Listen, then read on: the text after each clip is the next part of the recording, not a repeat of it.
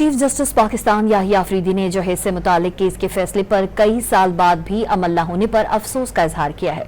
उन्होंने trial court को फौरी अमल दरामद करवाने की हिदायत कर दी। सुप्रीम कोर्ट ने शहरी शाहरुख लोधी की जहेज वसूली फैसले से मुतालिक अपील मुस्तरद कर दी। चीफ जस्टिस याहिया अफरीदी ने बरहमी का इजहार करते हुए इस्तफसार किया कि 7 साल पुराने फैसले पर ताहाल अमल क्यों नहीं हुआ। क्या दरख्वास्त गुजार कोई वकील है? वकील ने बताया कि आम शहरी है। इस पर चीफ जस्टिस ने रिमार्क्स दिए कि अगर वो आम शहरी है तो फिर फैसले पर अमल दरामद क्यों नहीं हुआ।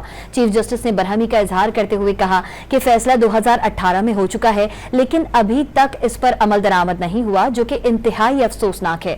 चीफ जस्टिस ने ट्रायल कोर्ट को फौरी अमल दरामद की हिदायत करते हुए कहा कि ट्रायल कोर्ट अमल दरामद report supreme court registrar office में जमा करवाए।